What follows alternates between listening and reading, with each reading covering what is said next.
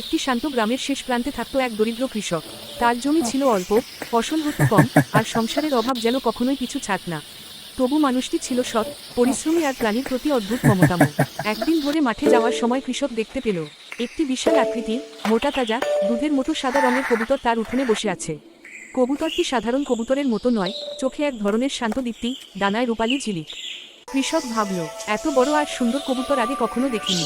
সেই কবুতরটিকে তাড়িয়ে দিল না, বরং একটু ভাত আর পানি এনে দিল। কবুতরটি ধীরে ধীরে কাছে এসে খেতে লাগলো। আর সেই দিন থেকেই কবুতরটি কৃষকের বাড়িতেই থাকতে শুরু করলো। কয়েকদিন পর এক সকালে কৃষক ঘুম থেকে উঠে অবাক হয়ে গেল। কবুতরের বসার জায়গায় পড়ে আছে একটি ডিম, কিন্তু ডিমটি সোনার। কৃষক হাত কাঁপতে কাঁপতে ডিমটি তুলল। সে বুঝতে পারল এটি সাধারণ কোনো কবুতর নয়। সে ডিমটি বাজারে নিয়ে গেলে স্বর্ণকার বলল, এটা খাঁটি সোনা। সেই এক ডিম বিক্রি করে কৃষকের জীবনে এলো বড় পরিবর্তন। ঋণ শোধ হলো, ঘরে খাবার এলো, জমিতে ভালো ফসল হলো। কিন্তু আশ্চর্যের বিষয়, কবুতরটি প্রতিদিন নয়, মাসে মাত্র একবার একটি করে সোনার ডিম দিত। শুরুতে কৃষক খুব খুশি ছিল, কিন্তু সময়ের সাথে সাথে তার মনে লোভ ঢুকে পড়ল। সে ভাবতে লাগলো, যদি কবুতরের পেটের ভেতর আরও অনেক সোনার ডিম থাকে, একবারই সব পেয়ে গেলে তো আমি খুব ধনী হয়ে যাব। এক অন্ধকার রাতে লোভ কৃষকের বিবেককে হার মানায়। সে কবুতরটিকে ধরে নির্মম সিদ্ধান্ত নিল।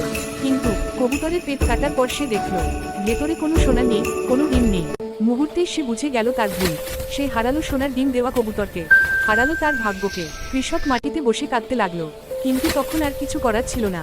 সব হারিয়ে কৃষক চলে গেল। কেউ লাইক না দেয়, কমেন্ট না করে, চ্যানেল সাবস্ক্রাইব করে না, ডানে ইশারা করা উল্টো হাতের তর্জনী। তাই কবুতরের কান্না থামাতে এখনই লাইক দাও, কমেন্ট করো, আর চ্যানেলটা সাবস্ক্রাইব করো। লাল হার্ট।